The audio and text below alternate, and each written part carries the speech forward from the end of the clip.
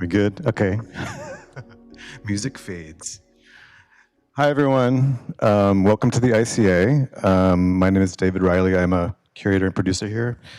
And on behalf of the ICA, welcome to Black Space Matters Season 2 premiere. This has been a long time coming. The first season, you might remember, started in the parking lot next door. About 2 years ago, Duron built a Resiliency Garden in the parking lot as part of the ICA show Commonwealth.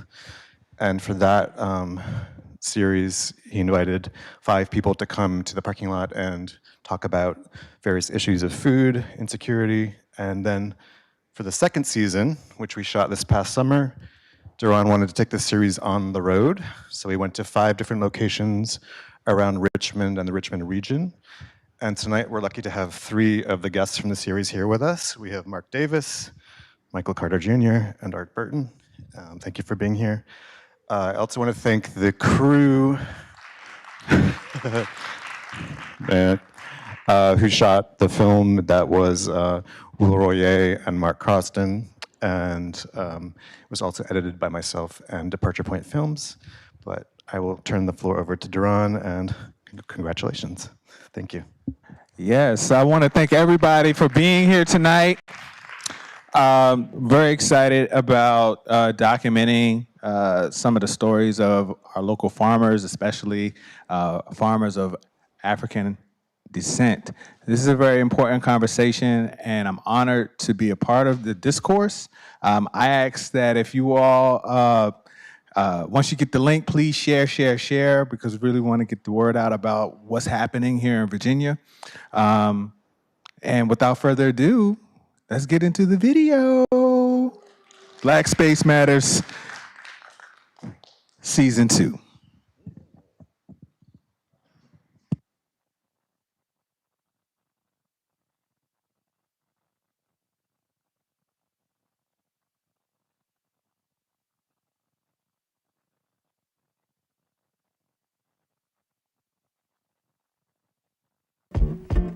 My name is Duron Chavis, urban farmer, community activist, and food justice advocate.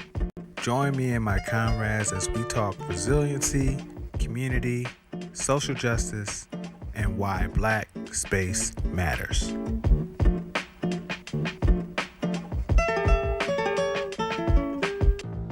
Farming is not an easy job. It requires collaboration, and at its core, it's a communal effort. Today, we're going to chop it up with my good friend Mark Davis of Real Roots Food Systems and see how he's getting it in, growing all types of specialty crops and more on this episode. Yo, what's going on? Good night. Yeah, good to see you, Good man. to see you. Welcome How you doing? to the show. Yes, sir. Yes, sir. Tell us about yourself. My name is Mark Davis. I'm the founder of Real Roots Food Systems, and we are on beautiful, historically Powhatan, Chickahominy land, now known as Hanover County, farming out here in the sun, baby. Yeah. Let's see what's going on. How about you give us a little tour of the space, show us some of the things that you're growing. Sure.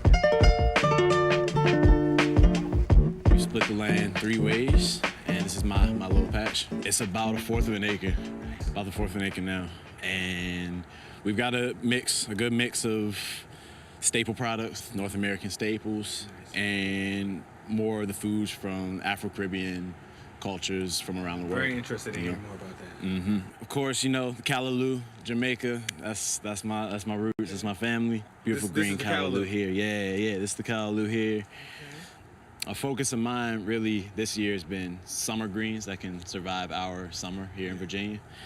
I'm experimenting with a few, Callaloo being one of them, Sokoyokoto being another one, which is a Nigerian spinach, Celosia, really pretty green and red leaves, growing real nice in the heat, And then one more over here called Managu, which is a Kenyan green, a Kenyan summer green that also really likes the heat. That's an aspect of the work that you're doing, is try to introduce people to, these African crops. Totally. I'm trying to acknowledge what's happening in the world with the changing climate.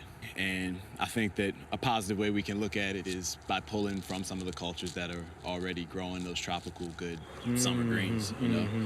So as a response to climate change, you're like, hey, like how can we introduce crops that are more acclimated to hotter climates? 100%, 100%. We can let it get up on us, or we can kind of be prepared, you know what I mean? And they all delicious anyway. You know what I'm saying? They all delicious, so it's an easy thing. We got a particular growing style that I'm trying to use where I dig deeper mounds and higher beds, right? And then I'm doing kind of like a composting carbon capture inside the rows. You know, every time I'm pulling, boom, boom, boom, weeding, anything, I'm throwing them right into the pathway intentionally to capture all the carbon into the system and to kind of help with flood. Heavy rains, we got a ditch for it. Long droughts, we got the mounded rows. So it can kind of serve both purposes. Amazing. This is one of my favorites too. This is a land race Virginia collet. Oh, nice. Okra, second succession of koto spinach. We're trying to grow in successions as a big part too, because we're on the smaller scale, you know. A big part of it is high intensity, maximizing the space that we have until we can move to a bigger space. Like what is that? Like give me a quick breakdown. The strategy that I try to put in place with succession planning is timing week to week a regular planting schedule. So that when one kicks out, there's already one, right? So it's like you're staggering your planting. Staggering the planting, exactly, across the season. We do a lot of succession planting and we do a lot of interplanting, companion planting as well, to try and maximize the. I've seen that. You got like the you got greens in here with the callaloo. With the callaloo, yeah. So we had cabbages growing over winter, chopped them back, took the heads, but now I just left the roots in, because that's a big piece of capturing the water too, leaving those roots in. Stellar. Let's see what else you got growing out here. Let's take a peek at the little hoop house we got going on over here. This is a hoop house right here that we built collaboratively. Nice structure. Yes, the farmer friends, man. Yeah, the quick put together, nice. quick kit. That's not bad. On the yeah, man, it's really accessible to somebody with my amount of money, you know? What y'all going in? We got 2 rows of turmeric and 2 rows of ginger. We put a succession of beans in with the idea that I'm gonna get them to fix the nitrogen, chop them off once they flower, and then that nitrogen set will feed the upcoming turmeric. Less fertilizer, more plant life, more biology, you know what time it is. Sweet. So how long is this? No, it's a 100 foot. 100 foot. Yeah, 100 foot row. So, one of my favorite crops to grow is peppers, son. I'm super hyped to see what kind of varieties you got popping off. We got 2 types of bell peppers right here. A chocolate bell pepper and a red bullnose bell pepper. Also have a small lunchbox variety. Yeah, you can see they starting to set fruit. Oh, yeah. A little bit in there. Some big boys coming in. Big boys coming. And then we got my beloved Scotch bonnets. So tell me about the Scotch bonnets. What should people know about the Scotch bonnet? Love to. So Scotch bonnet is the pepper of Jamaica, the spicy pepper of Jamaica. It's a habanero variety, but it can come in 3 different colors. It comes in the green, obviously yellow, and then will turn slowly into like an orangish red. And we know, Rastafari blessings, we know what them colors represent. So for that reason, they kind of they have a special spot in my heart, spiritually. And then we got a different pepper. The first time I've grown this, called a fish pepper. Okay, yeah. I'm sure you're familiar. I heard about the African-American legacy of like these crops coming in from Africa. From Africa. These peppers have a special spot in the cuisine and the old culture.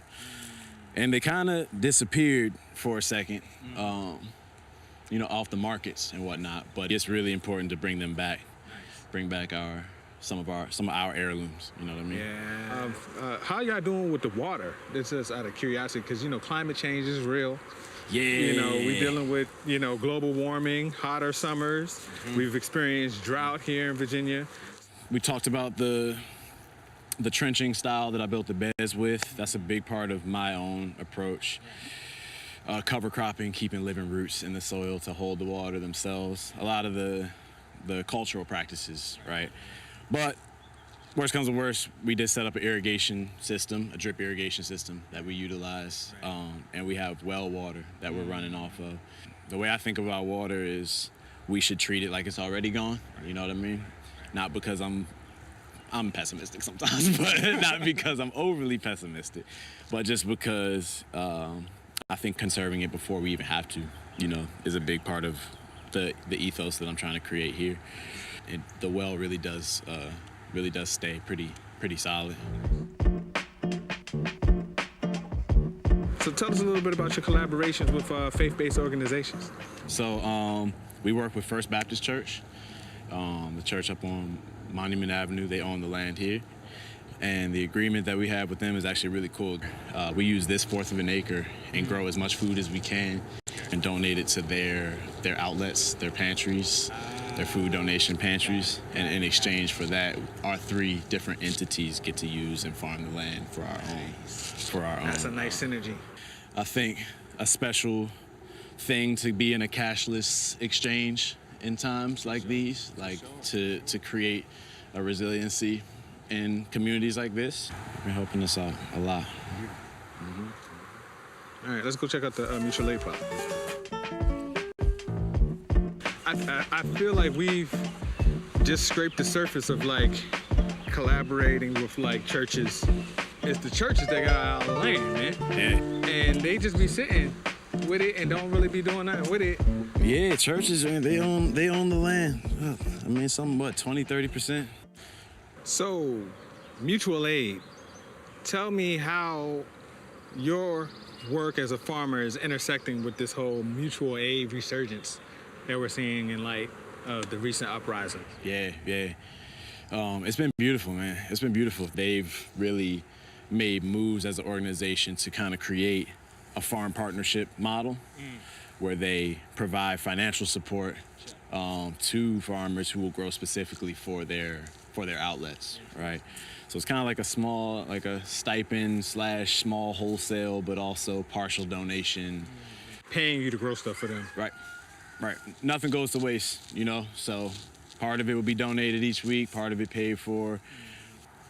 Yeah, I feel like mutual aid is just a new look, you know, like what it looks like to support people that might not be able to afford what we're growing, you know, full price. That's fascinating. We need new systems of that evolve us from like just the benevolent charity model.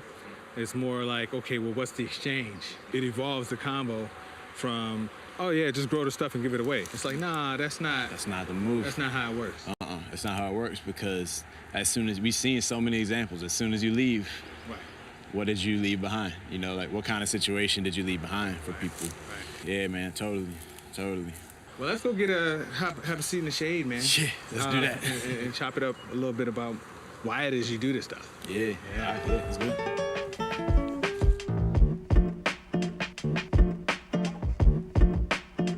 Man, thank you so much for taking the time to walk with us through the space and show us around some of the things that you got going on. What is Real Roots Food Systems? It's something I created as a company, organization, entity, based around increasing participation in the food system. Obviously, we have a main goal of growing food for the community, various selling it, donating in different ways, various outlets. But we got a couple of different aspects of things we're centering too.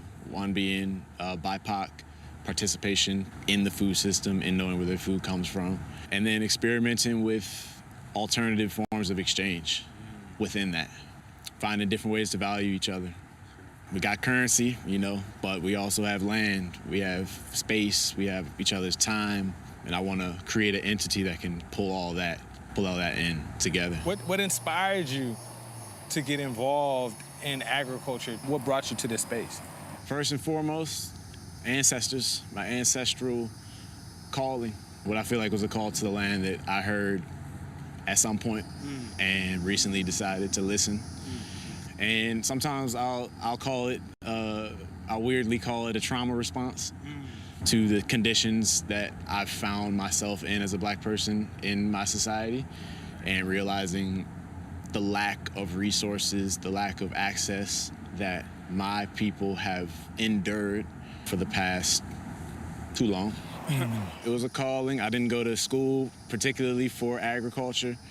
I went to Howard up in DC and studied actually etymology and philosophy, ancient Latin, ancient languages. So I feel like that kind of brought me in from a different angle to the same endpoint, you know, which is understanding why, I guess, why it's important for a people to be connected to the land, why it's important for us to know how to value each other, and to know why it's important to eat good food that we grew.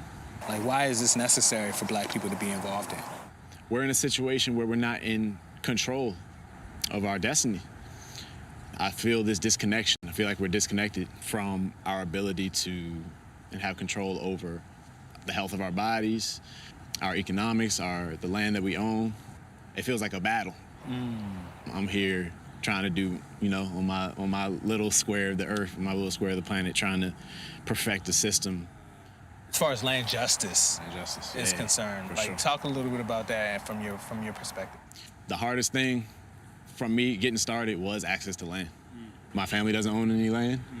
When you go into the zone of the USDA and trying to find like those loans for land purchase and things like that, without a certain level of access to capital, you don't get that land either. You don't get the access to that land either, right? The creativity that I feel like we have to display to be able to even get a small patch, to be able to do our thing out here, is too much. You know what I mean? It's too much for someone who might just be casually interested or in growing food, or casually interested in expanding a skill set that they have. It's tough, man. Like, yeah, it's real. One thing that I think about is whether or not it's my own responsibility to be able to fix the problems that have been created over centuries. You know, we went from 50,000 Black farmers down to maybe a stack, maybe 1,000 here in Virginia.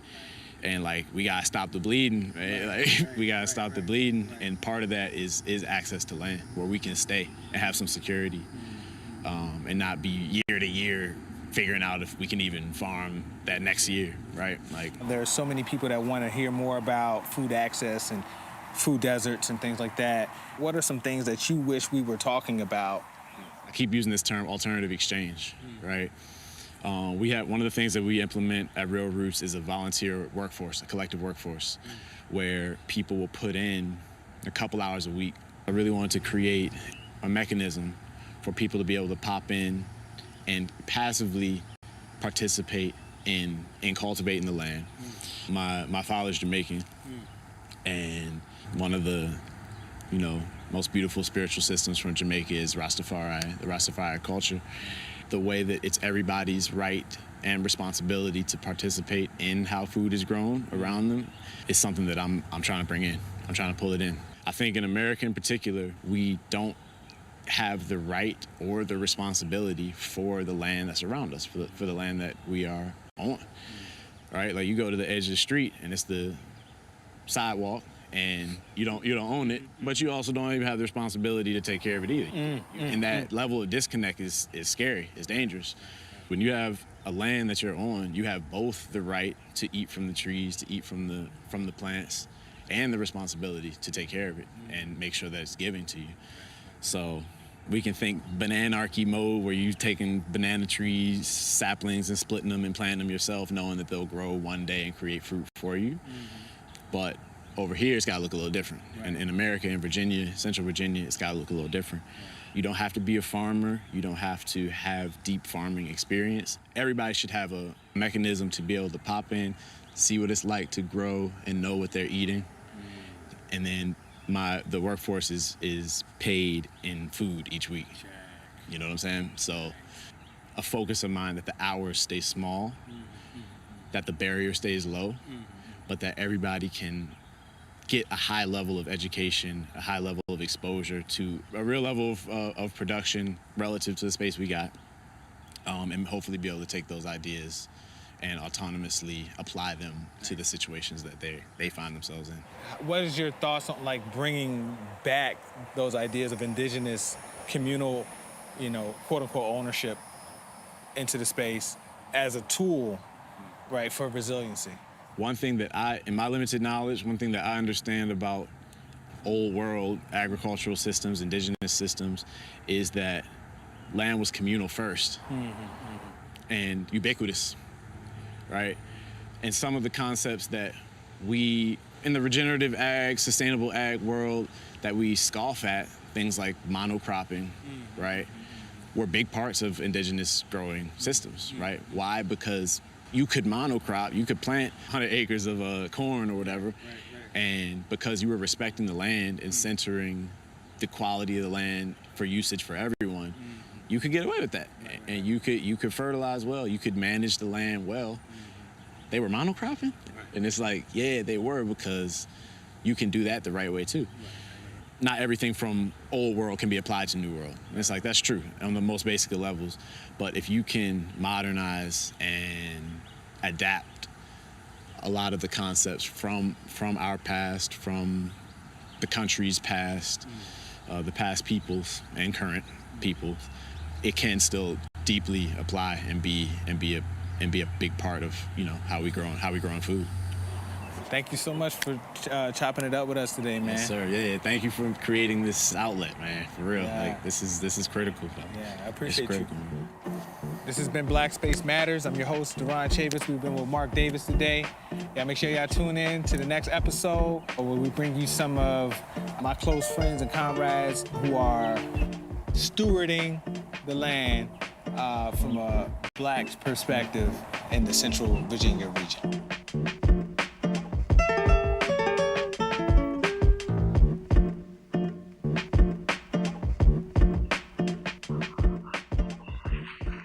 All right. Word. Okay. Thank y'all. I'd like to bring up my esteemed guests, R. Burton, Michael Carter, and Mark Davis. Y'all can come join me up the top.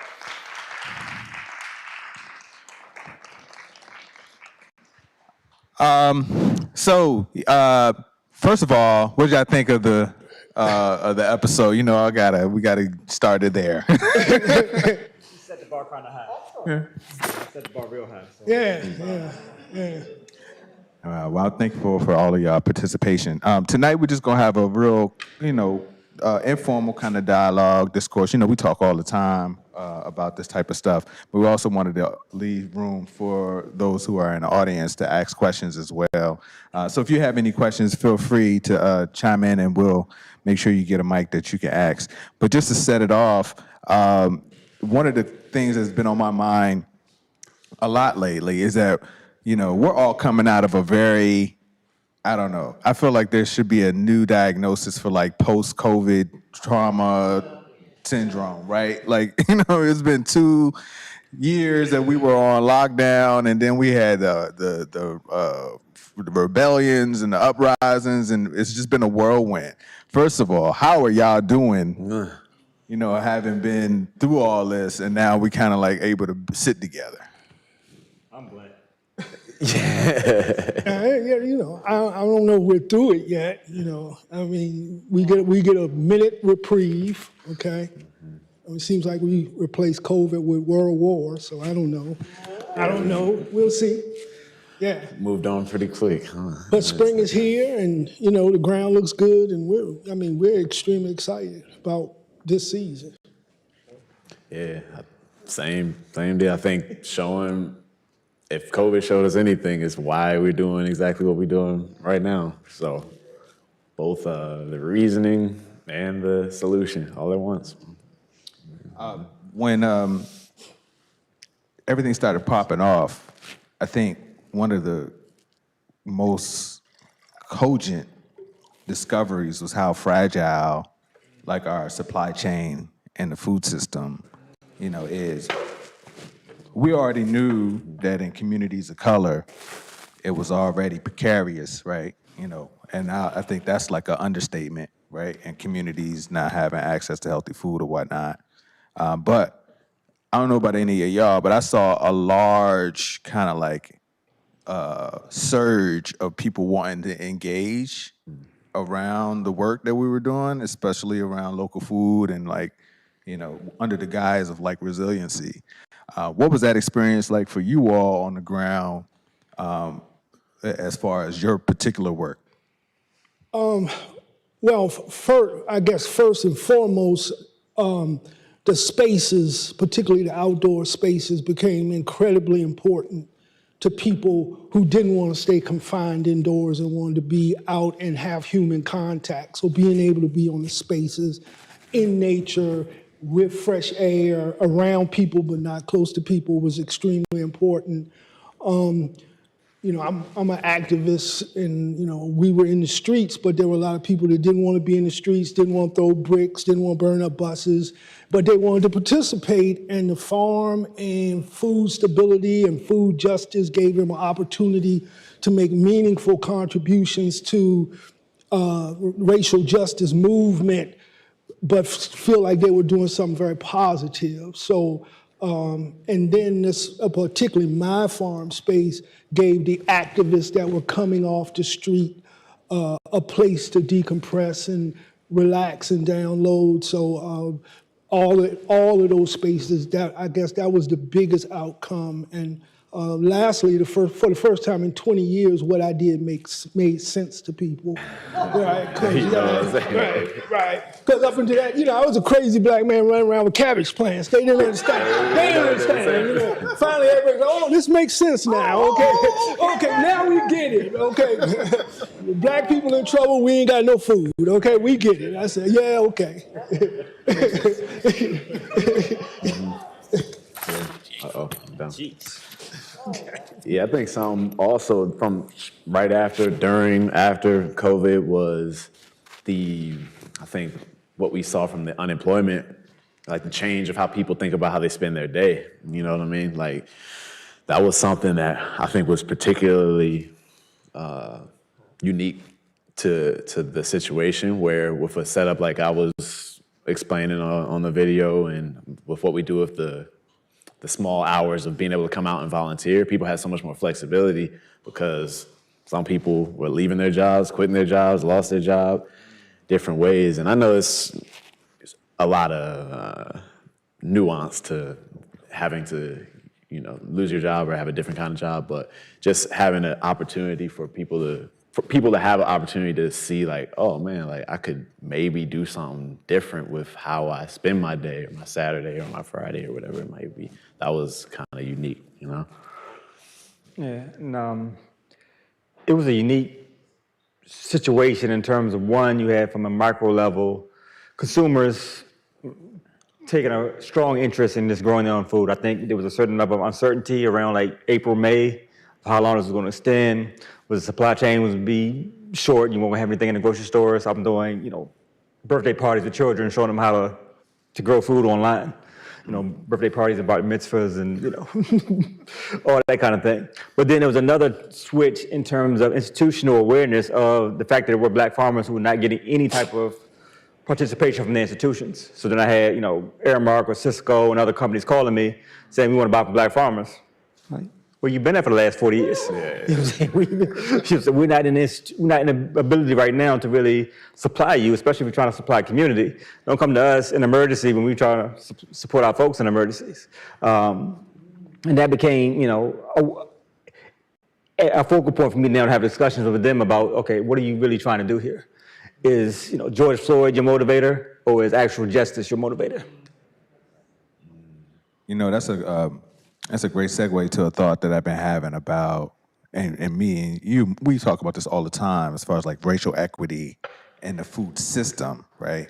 A lot of people might have a little bit of unclarity as far as what that means. Mm-hmm. So, you know, I want to pose that question to you all, like from your vantage point. Each one of us kind of like operate in different efforts along the system.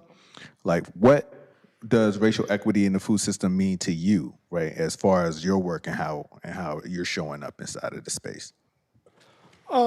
So one of our partnerships is with Richmond, Virginia Department of Education and Richmond Public Schools, Farm to School, and getting Virginia-grown products into Virginia school systems, public schools. The way the city of Richmond school system buys its vegetables, it has one vendor that's a preferred vendor. All of the food comes from that vendor. There are other programs, but they are very difficult, require a lot of paperwork, which means that most local farmers, and particularly black farmers, are shut out of the system to buy food like directly from the school system. I think that's like the biggest project that we're working on right now. And we're hoping that the food hub project that you're doing in Northside allows us to aggregate enough food from black farmers to where we can actually break open the barrier with Richmond Public Schools to get food bought. Because one of the things we've been working on is getting prior to COVID, was getting the salad bars back in the cafeterias. You know, that was one of you and John's projects, 15 years ago. Well, you know, those salad bars are in the basement, okay? We're trying to get them back out. And so we're hoping we can get Virginia-grown products, black farmers, food in the school system on the salad bars to give kids healthier choices. But right now, it's not easy, okay? Well, really, it's not happening at all right now. Right. Yeah.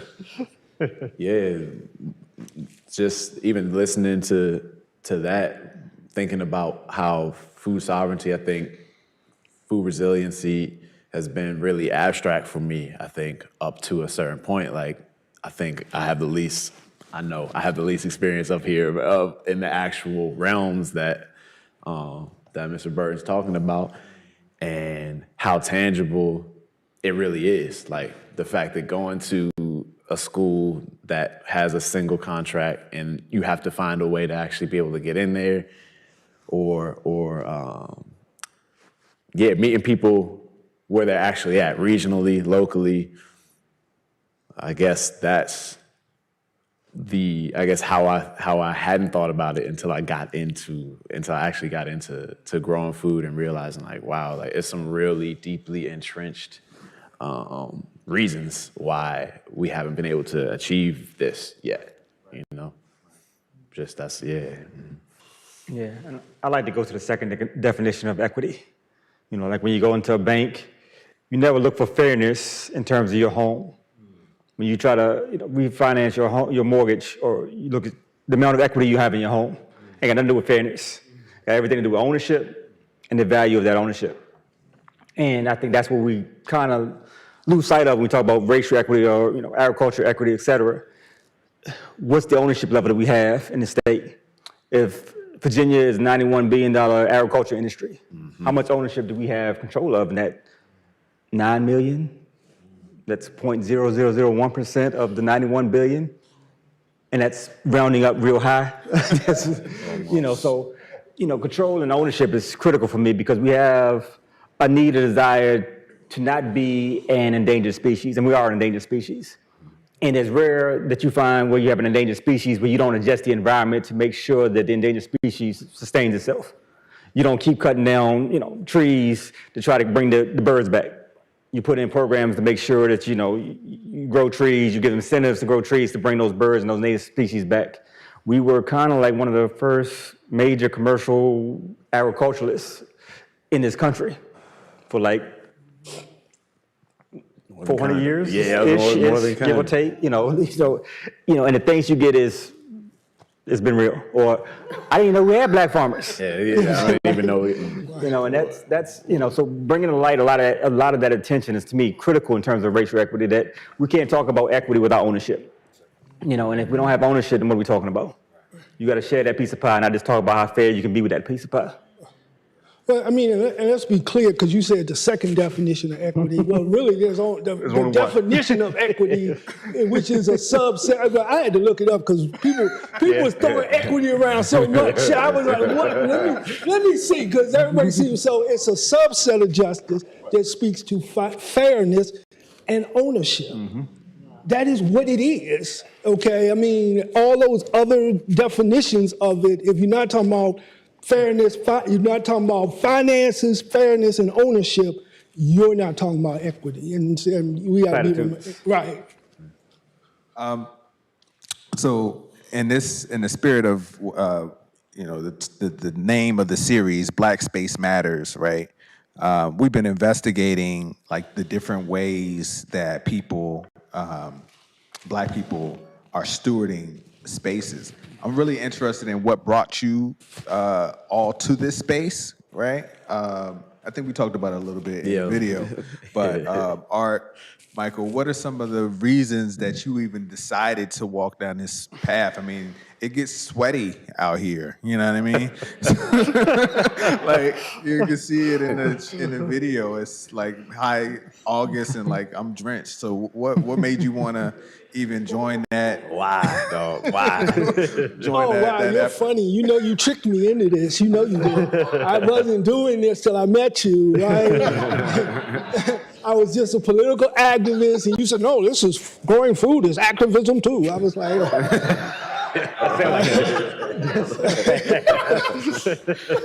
wish I hadn't have done that, right?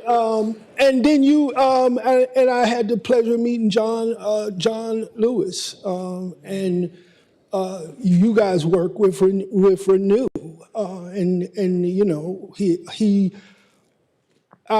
convinced me to include the words self-empowerment, self-efficacy, and self-sufficiency.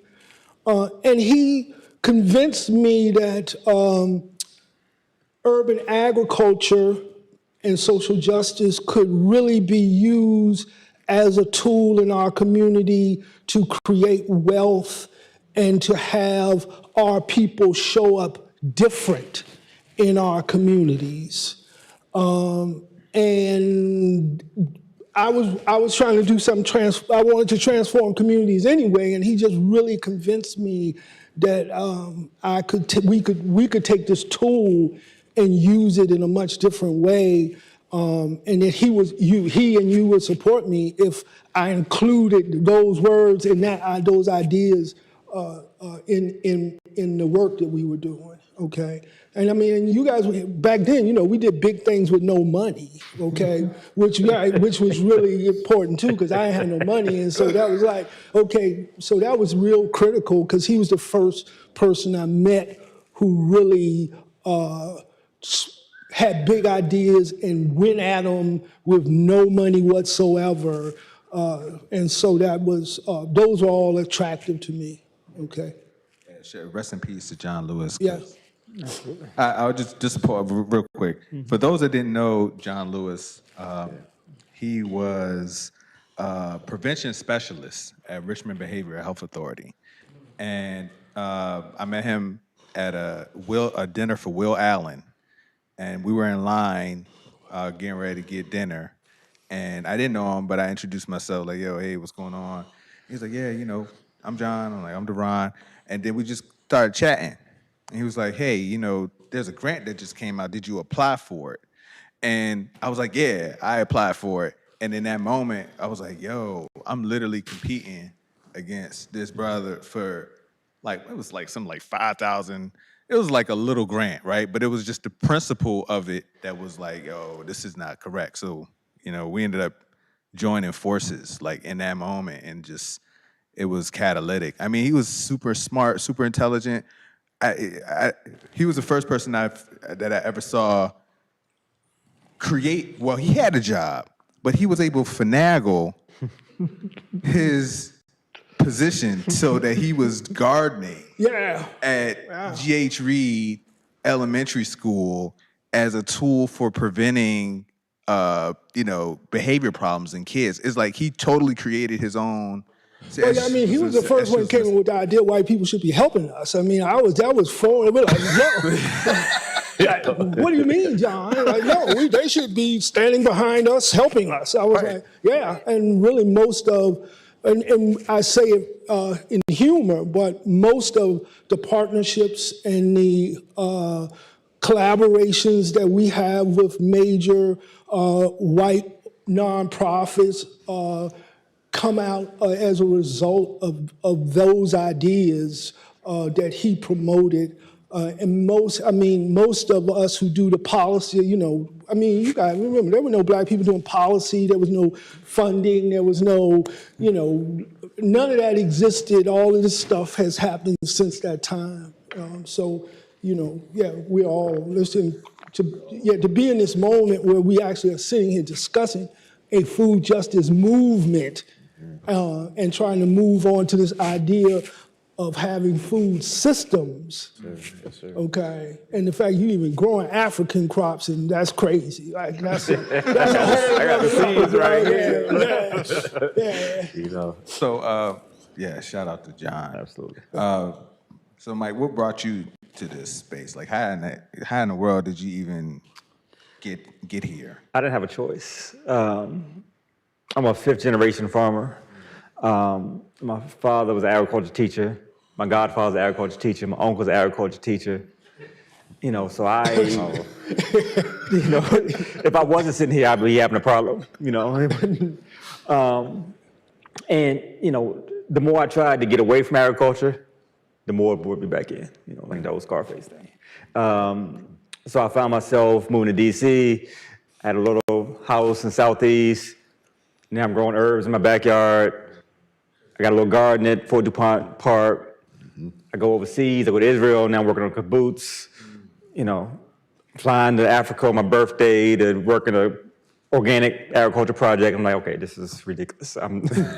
This is not how I saw my life. I was a lot more, just non-agricultural, and so it's in me. It's been in me for, eons. I mean, 11 generations of people in America here that I've been a part of who've all worked the land.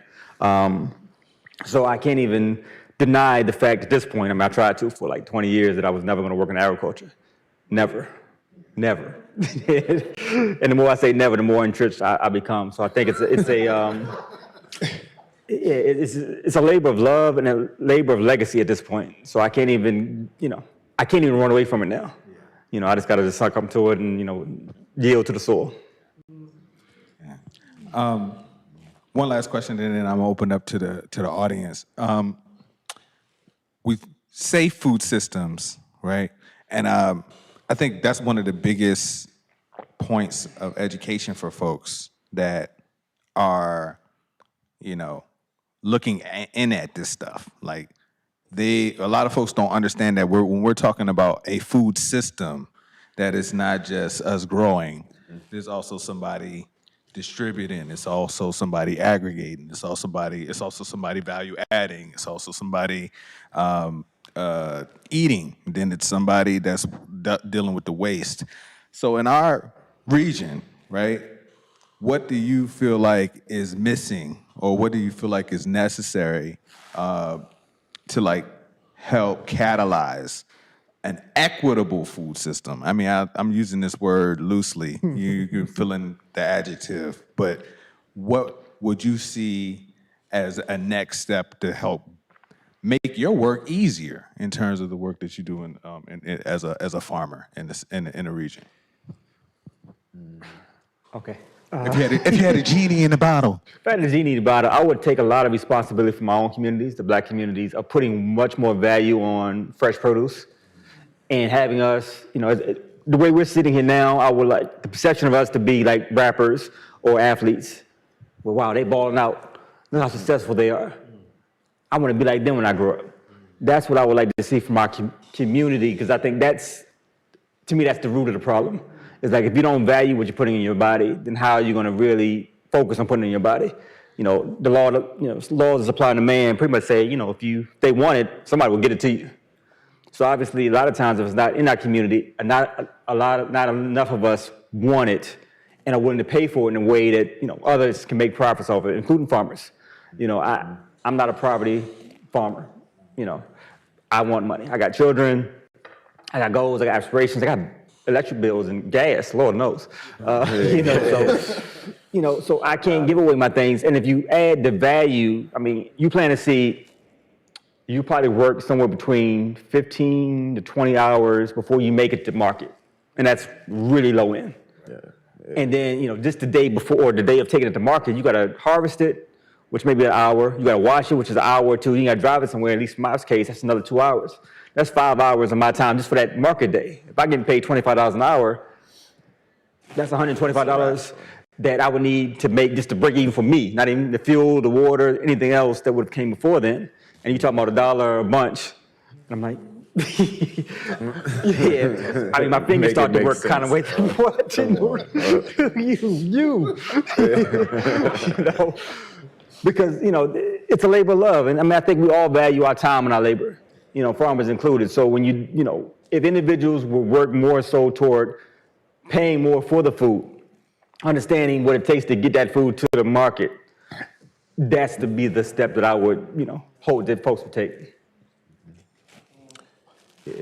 Yeah, I think from my perspective, it's participation and somewhat simultaneously awareness, right? Like any addiction treatment, sickness treatment, we sick, right? Like the system is sick, we're sick, like this is a fact. So what's the first thing they say is, first thing to do to kick a habit is admit you got a problem, right?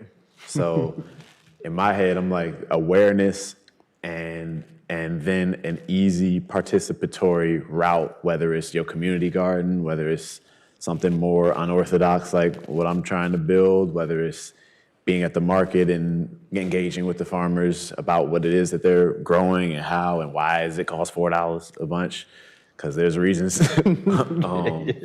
Yes, it's participation and it's I guess some kind of I'll give a story that I tell a lot, but this will put it in perspective for me. I used to work with the Boys and Girls Club over in Oakwood at the Salvation Army.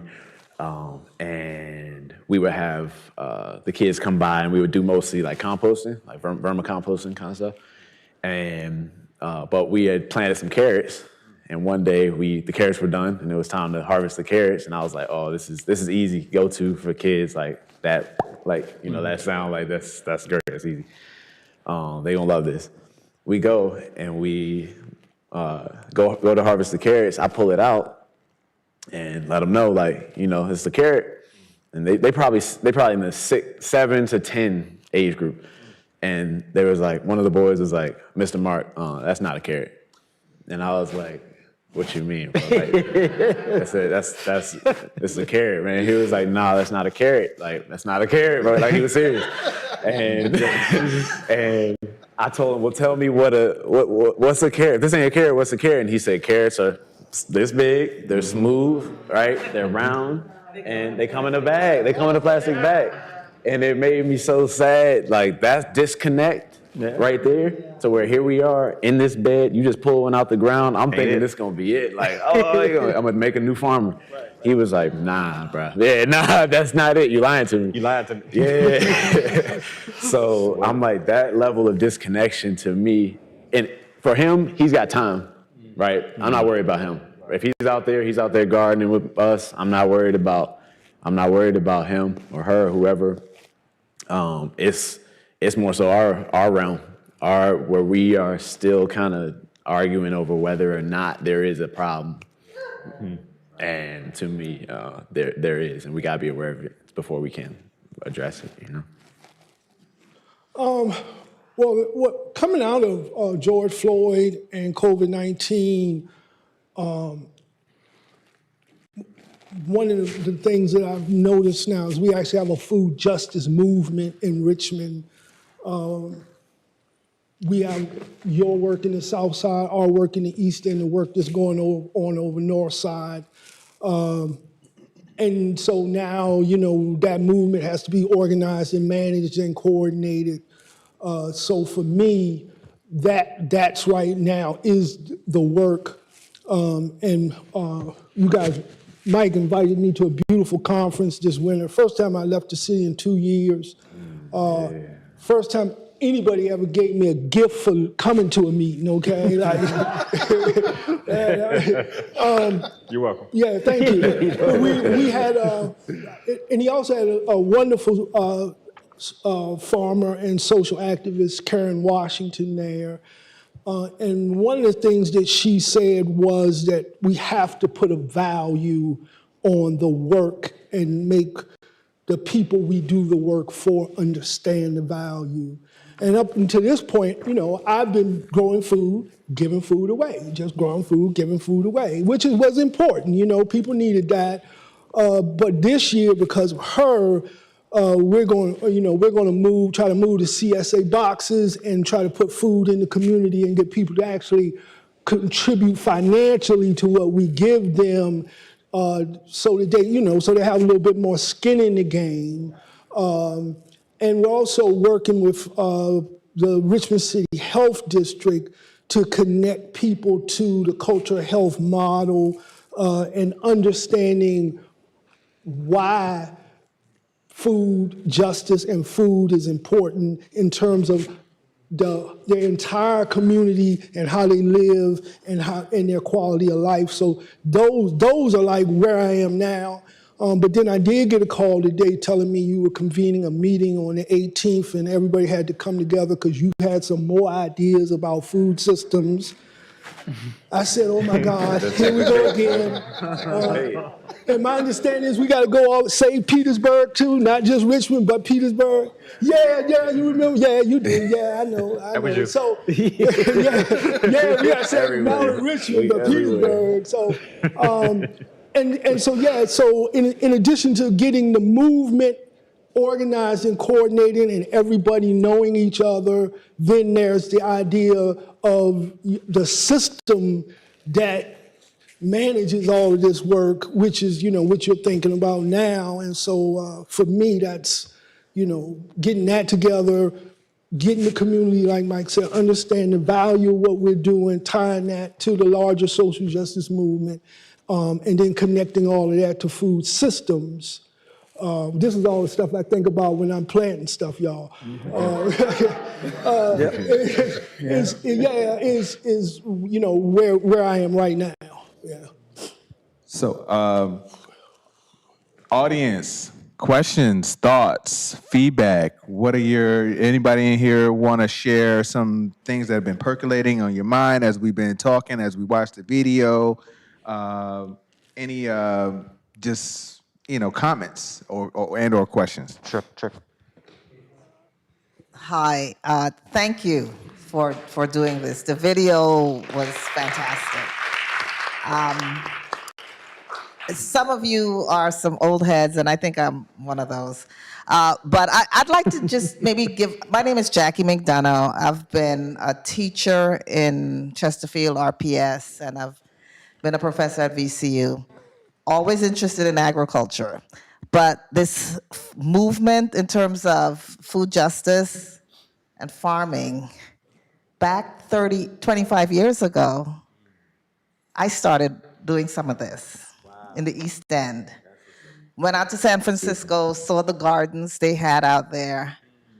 And it never really got off the ground initially because of professional interests and all that. But I'm really heartened by what's happening now. This has been building. And I think for a long time, it was other folks coming in, trying to get gardens going. And we still, in the African-American community, have a legacy of a negative legacy connected to farming. And we have to, and I always felt that was something that was never fully explored or dealt with the folks who came 25 years ago, trying to get us started with, some of this gardening issues. But we do need to deal with the fact that land is disappearing at a rapid pace. Land ownership by Black people. So yes, it's great that we're trying to figure out how to do this here in the city, in urban areas.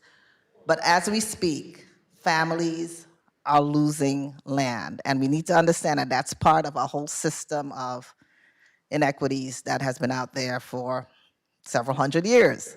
So I think that we have to do the fight on multiple levels. It's educating people about holding on to their land and building those systems where when you spend hours and hours getting a crop and months getting a crop, you still could make a living from it. So thank you for the work that's being done. Well, one of the things that makes the food justice movement different from just being a regular farmer is that food justice is about reclaiming land. It is about the intentional effort of recapturing land and advocating people of color to recapture land. And really, the farms that we build out in the city are really, yes, they're farms and we feed people in there, but the idea is really to demonstrate to people how you recapture land. When I went to Mosby Court and put my first farm in, I put the farm in and people said, how do you do this? I said, what do you mean? They said, you just came here and planted a garden? I said, yeah. They said, you didn't ask nobody? I said, no. I mean, people don't understand that, all you gotta do is take the land, but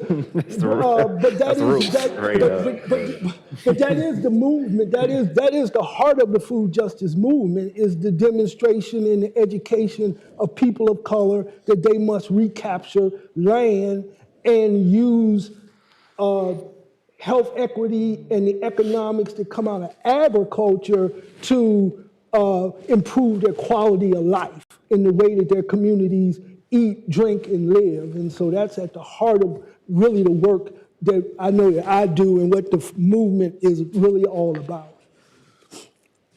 Yeah, I wanted to touch just on the idea of the,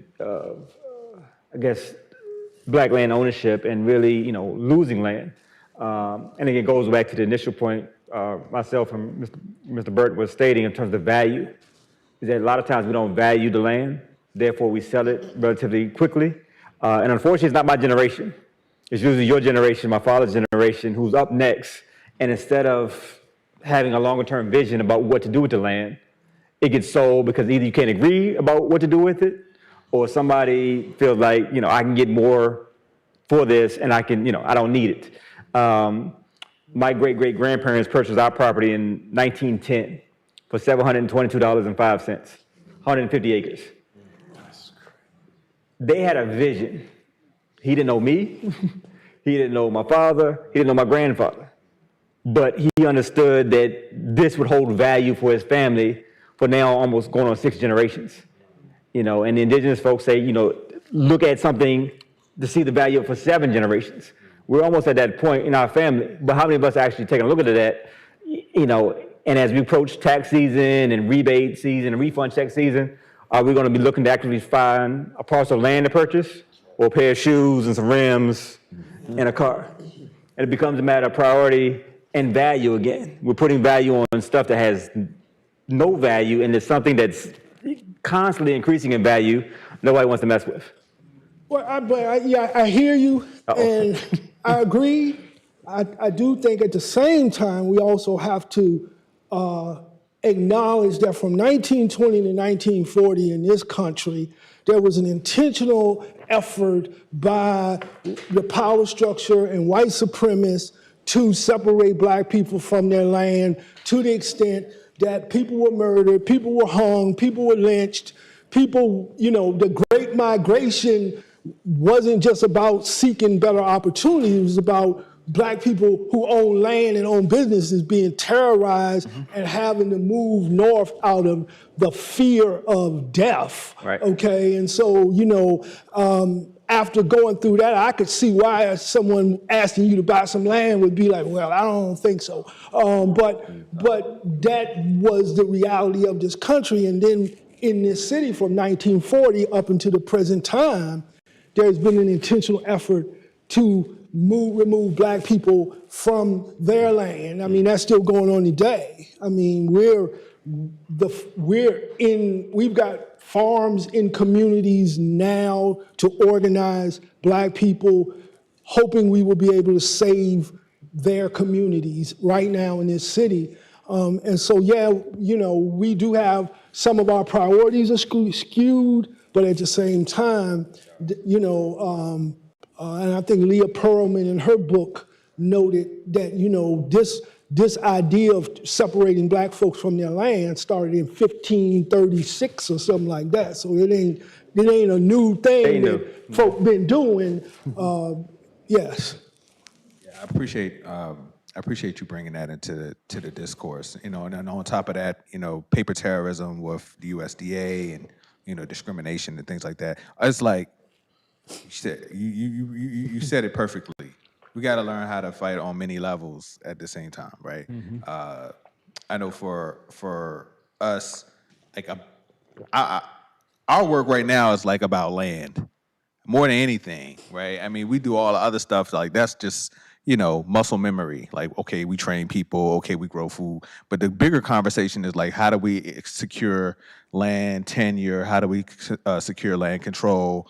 And what resources, what strategies are at our disposal in order to make that a reality, right? So whether it's community land trusts, whether it's identifying some of those Black families that are like, yo, I want to get rid of this property or I want somebody to farm it, like trying to figure out how do we optimize people making those decisions, and then on top of that, just educating folks about, okay, if your family is in King William, but you live in the city now and you inherited, 50 acres, most folks in our generation, I mean, I'm 41, I have no clue what the hell to do with that, right? The first thought is I'm gonna farm it, but farming, I don't even think most folks even understand what 50 acres is. Yeah. Like if you go out onto a 40-acre farm and stand, you can't even see the end of 40 acres from where you're standing. So we don't even have the consciousness of what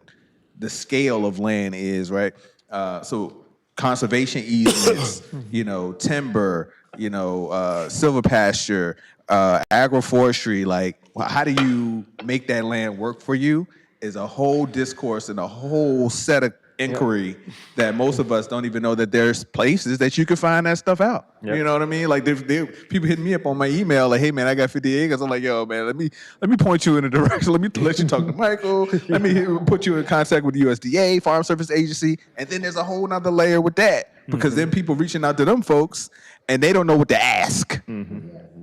I used to work in social services. So, I was telling somebody this the other day, I used to interview people for food stamps, Medicaid, TANF, general relief, you know what I mean?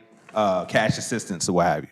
So somebody will come to my office and my job, he might come in and say, hey man, I'm hungry. I want some food, right? My job was to be like, okay, what's the real problem? Like, what is it that you really need so that I can help express to him the wide variety of different options that he has? Black folks going to the Farm Service Agency, they're not even really used to even seeing your face. Yeah. And then so if you don't know what question to ask, not a clue. You'll leave out of that joint like, oh, they can't help me because you didn't even understand the scope of what these people are doing. Right. I mean, I had a conversation about conservation easements, and I was like, yo, okay, this is like millions of dollars. There's folks that own farms. They don't even farm them. Nope. They basically put the land in the conservation easement and get $6 million a year just to keep the space in an easement to protect the land or what have you. And I was like, how many Black folks had land in Amelia County or out in Louisa and were like, they sold it and bought some furniture, a car, and paid the rent when they could have basically financed their entire livelihood for generations off of conservation easement. So it's a long work, and it requires multiple strategies. And one of them is just, again, to speak to Mark's point, awareness. And it's so deep. I mean, agriculture is the second largest budget in this country next to defense. Mm-hmm. in the largest Yeah, welfare state. and you know, I want to give a shout out to the marijuana justice movement, because as a farmer and a social justice leader, I see that as like the decisions around who grows, who manufactures, who distributes recreational marijuana is going to be a major, you know, this is a once in a lifetime opportunity to get the kind of social equity and make some real historical repairs. And you know, we were very fortunate that nothing got through the General Assembly this year, but we really have to pay some attention to that to ensure that the fundings and the laws and rules are written and regulated in such a way that Black farmers have an opportunity to participate in that. And so we really have to pay attention to both hemp and commercial recreational marijuana production going forward. And so, you know, because we're talking about hundreds of, right, yeah.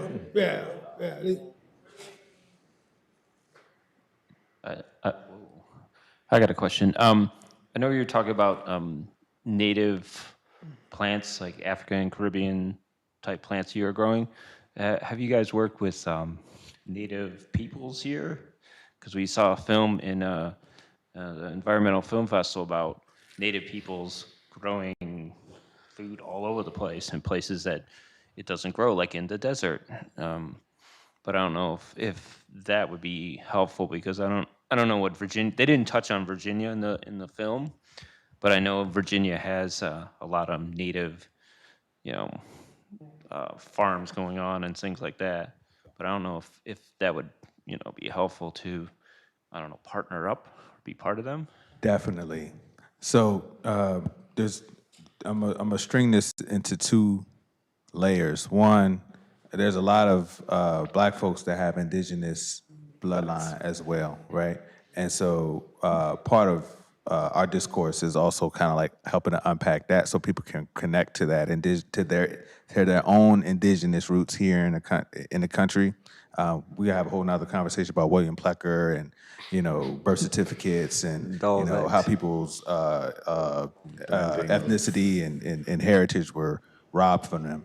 But the second part is that, yes, you know, there's a couple different organizations that we've been able to link up with.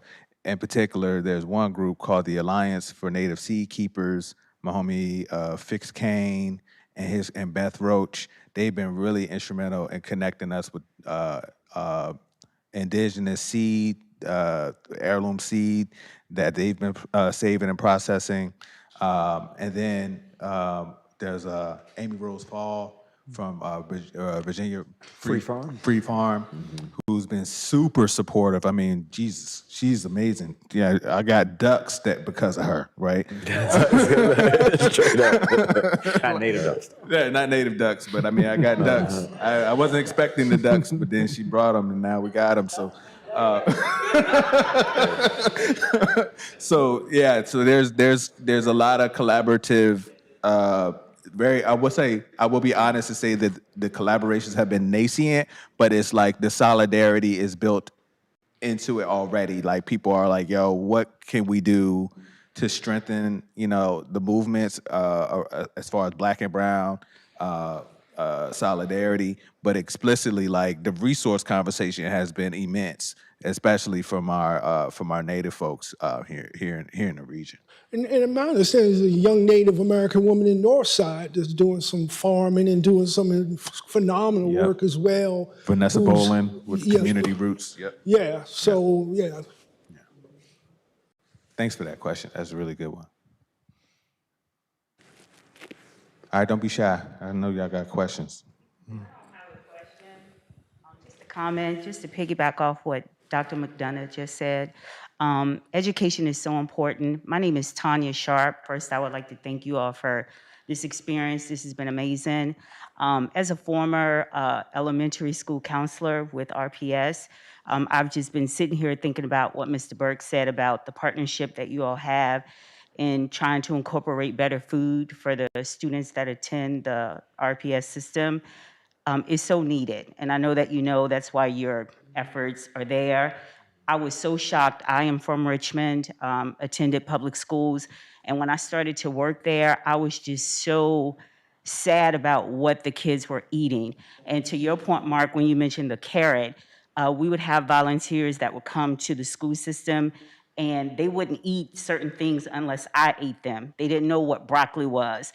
They didn't know what carrots were. So education is so, so important. So continue the great work that you all do. Thank you so very much. Yeah, I mean, to that point, I want to just point this out real quick too about the school thing. Yes. So let me just say this and then I'm gonna share this. So the root of this stuff is racism and poverty, like lack of food in the school system. Because what we talking about happening at RPS is not happening at Seward School.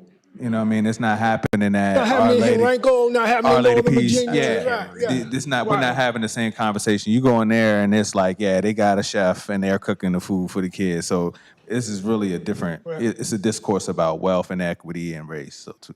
Yeah, and the Collaboration Community Union Action Food Justice Corridor Group, Virginia Department of Education funded us to build a health nutrition messaging platform that was culturally appropriate for children of color, and it's called Keeping It Real Healthy. And we're partnering in 17 Richmond public schools now. And we've been putting the message about health, nutrition, food justice in those 17 schools, which include all the schools in the East End. Of course, COVID-19 kind of slowed that down a little bit, but we're still moving it forward. We have a wonderful partnership with Dr. Ron Bagat at Martin Luther King Middle School, where we're doing a restorative urban garden space with him to promote mindfulness and ways to address just mental health wellness, which has spiked tremendously as a result of COVID-19. Everyone has lost their minds. And if they say they haven't, they already lost their mind, okay? And so we are, you know, but it's been, to your point, it's been a hard fight to get Richmond Public Schools to come on board with this idea of promoting health, nutritional wellness. And so, but it is happening, and we're excited about that. and if I could say one thing to that point too, in my experience with just to speak on the experience the young people are having in the food that they're eating in the school, I had a kind of an awakening moment when I was working at the Boys and Girls Club again when we were doing the composting. And what we would do is we would bring, the USDA was provide a meal for the kids when they got home or when they got after school to the building. And you know, it'd be different things all the time, but we would compost the scraps from it. And one of the things that that they would have was the fruit. We get big bags of apples post their meal. And what I noticed something that I won't forget, which is that when I would take the apples out and go to compost them, each one of the apples had a bite out of it. One bite. Nasty, red, delicious. You know the apple, waxy, trifling skin. But it just made me think that it's the kid, like we like to blame the kids, like they don't want to eat healthy. All they want is fast food. All they want is blah, blah, blah. But they're trying to eat the way that they're supposed to eat. If none of the apples had any bites out of them, then maybe we could talk to the kid. But if every single one of them did, then that tells me that it's something. There's a quality issue. There's a problem with it, and you can't blame the kids. We're supposed to be the smart ones, right? We're supposed to be the leaders. There's no situation to me in which you can hold them accountable for the things that they have to consume. They don't have a choice. So it's our responsibility to correct that for them and no one else. We got space for like 2 more questions, right? Or Yeah, it is. It's almost intuitive. No, I like it. Hi, my name is V, and you started off the Q&A by saying share how you feel or any thoughts that you have, and that's the path that I'm going to go down. And 2 things kind of come to mind. One is my experience with knowing how food comes from the earth growing up, and that comes from my family being from the Caribbeans. And a lot of times we would get like, it's called a mallet, basically a suitcase, and they would have like seeds and leaves and all these things, and I'm just like, oh, whatever.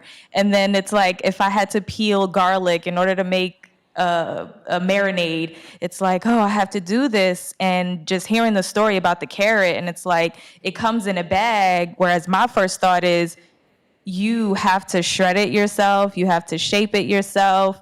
It's so interesting, but I didn't grow up in an area that was well endowed with the good supermarkets. I grew up in the inner city in, right outside of Newark, New Jersey. And because we didn't have enough money to go to the fancy side of town, it's like, you go to extra supermarket, you get your plantains, you get your cabbage, you get your basics, and make a meal around that. So it was interesting to contrast my own experience with what you guys are describing is going on in the Richmond public schools. And the second half of reclaiming the land kind of brought me to a term I heard recently on a podcast called, it's not that innovative, but ecotherapy, and how like we have to get back out there into the land. And I find that aligns with a lot of what you gentlemen are expressing. And well, okay, third thing is having property and keeping it. So I just bought my first house in Prince George, and one of my, oh, thank you guys. So, and it's like almost half an acre, and this just happened within the past year.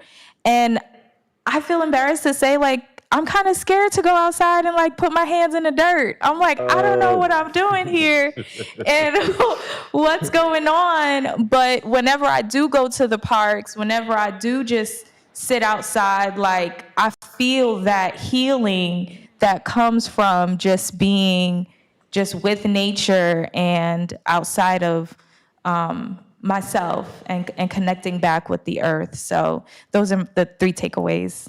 Thank you. Thank you for sharing. On that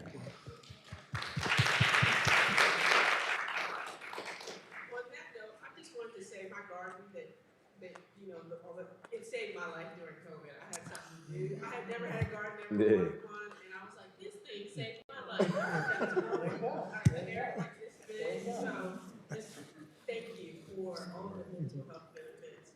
Everything was delivered to me, so that was I want to add this little piece. Food justice is about reclaiming the culture and the land, and so much of this work we do is about putting things back in our community that have been taken out. I planted this peach tree in Mosby. Alice Freeman gave me the peach tree, and I just put it out there because and I was sure, like, I put it out there because, like, I know no black people were going to be interested in a fruit tree, right?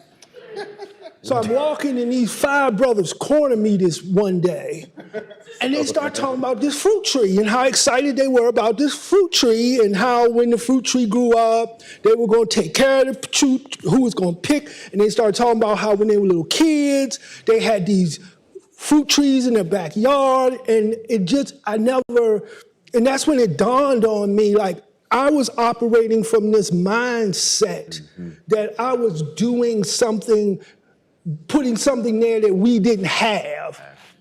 And the reality was I was simply putting back what was taken from us, because they had grown up with fruit trees in their backyard, and they were, and a lot of a lot of the results of racism and the intentional isolation of black communities was that a lot of stuff, like if you look at the pictures of Navy Hill when black folks had it, everybody had a garden in their front yard, okay? But these things have been removed from our communities, like right now we've put, most people don't know Mosby Court used to be an orchard. And so we've reestablished the orchard right at the MLK school and one at Faith Community Baptist Church. So we're putting fruit trees back into the community.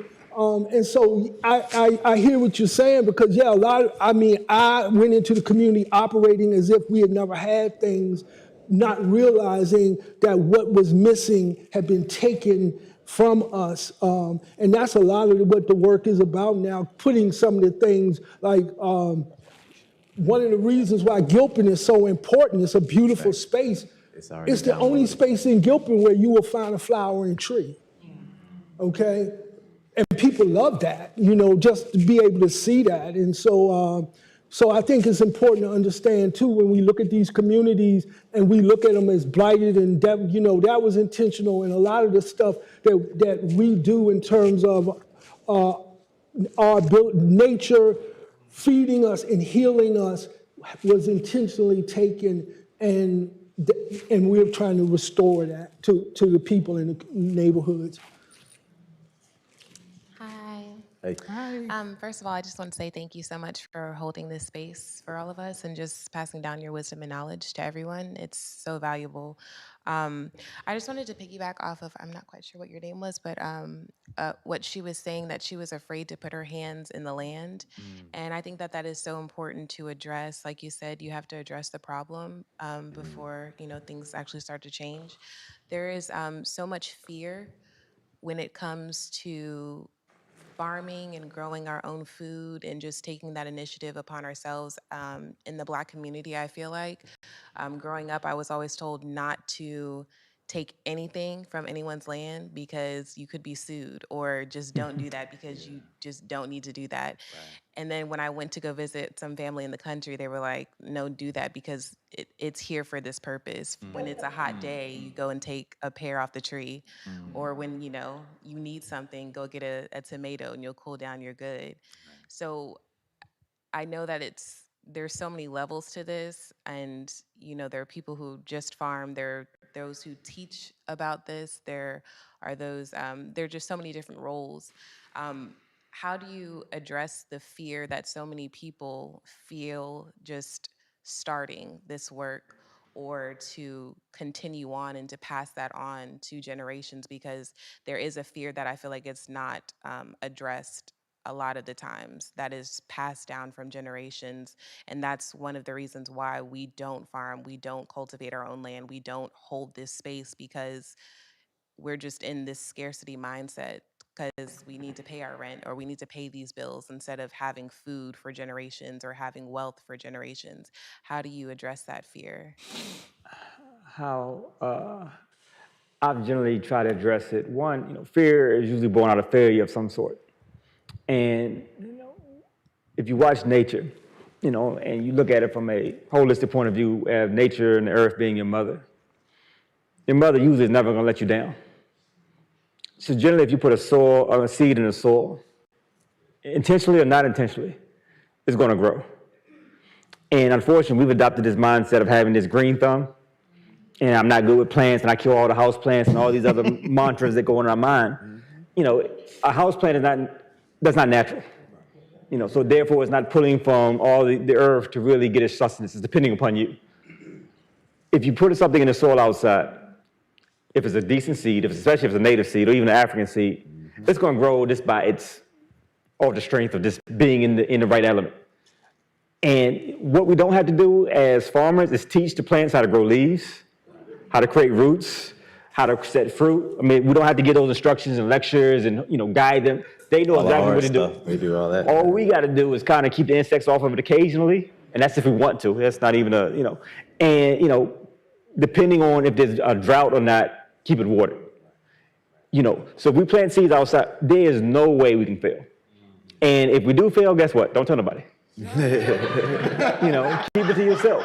Because a lot of times you get caught up in, you know, posting it on social media or whatever else and trying to, you know, no, let's just plant you a couple seeds, see how it does.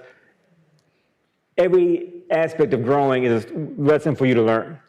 You know, agriculture in today's society is focused on production. How big of a tomato, how many tomatoes, you know, that's not nature. Nature kind of says, we're gonna do what we do with the seeds we got in here. And we're gonna keep growing regardless. So if you have some amaranth seeds, I guarantee if you grow amaranth, you could not grow amaranth. You could not grow the Nigerian spinach that I had. I'm gonna give you a couple seeds before you leave. You know, yeah. And it's no From pressure. the lobby. You know what I'm saying? If you put it in the soil at the right time. And like I said, a lot of people right now, because of the fall springs that we get in Virginia every freaking couple of weeks, you start planting, you know, like tomatoes or cucumbers or peppers now in the ground. That's a no-go. You know, it's gonna die. That's when you're gonna have failed because that's not following the natural order of things. Wait till after Mother's Day, or at least in May, start planting your tropical plants and understanding that most of the other plants we are eating are European plants, the brassica plants, which are mostly kales, collards, broccoli, cauliflower, they're more cold hardy plants, so they can deal with the cold. But your tropical plants, your tomatoes, your fruiting plants, your peppers, they can't deal with the cold. They're black folks. You know, we got to put up, you know what I'm saying? We got to keep our coat on, you know what I'm saying? So, but come May, you can drop all those seeds in there and I guarantee you'll be able to grow with no issues. And again, don't put it on social media. Just kind of do your thing and maintain. I'm gonna drop this in the pond and then we got to wrap up. You know, in the intro of the video, I was saying that this is a communal work, right? So always be aware that there's a community of growers in our region. Like there are people of all ethnicities, you know, there are all classes, education levels. There's people that's new to this, people that's been in this, that if you tap in, you know, you'll be able to walk with some folks and they'll, you know what I mean? They'll hold you. So you don't have to feel like you're in this alone. I think that part of the fear comes with like, you know, I'm doing this for the first time and I don't have nobody that I can connect with. But there's lots of people out here that's on this and, you know, just feel free to reach in, tap in, because we here. Well, hold on, I can't let us go if I give you kudos, okay? Yeah, because when we started this work, there were no black people were not farming, and one of the reasons they came and got me was so I could bring some kids from the hood to help them farm, because there were no black people farming those farms. And over the years, Duron's idea was not only that we want black people to farm, but we want them to get paid to farm. And he really championed that when he got to Lewis Skinner, did I say that right? In setting up training programs that were intentional about educating young people to farm. All of the people who work on the farm sites that we have were trained by Duron through his work. And I've noticed we've gone from not having any farmers, 15 years ago, to now we seem to have like black farmers popping up everywhere now. It's like amazing to me. Young people like this brother here who you wouldn't think would be interested in it, because it used to be like old men did this. Old soul. But a lot, while there's still some reluctance, I see a level of enthusiasm for this work in this city with young black people. And I know for a fact a lot of the young black people who have come into the movement have come in only as a result of your work, and you champion the work. And in fact, I don't even think we'd have a movement if, you know, I know you're not supposed to be in the story, but I'm gonna put you in there.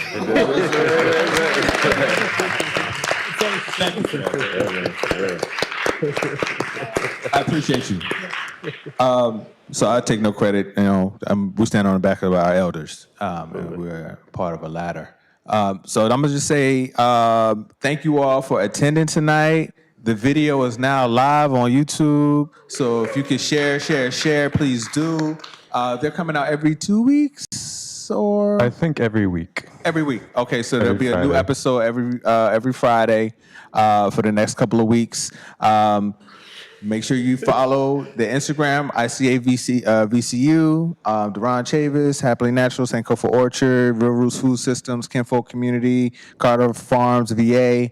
And I hope y'all have a great night. Thank y'all so much for being here. Yeah, bro.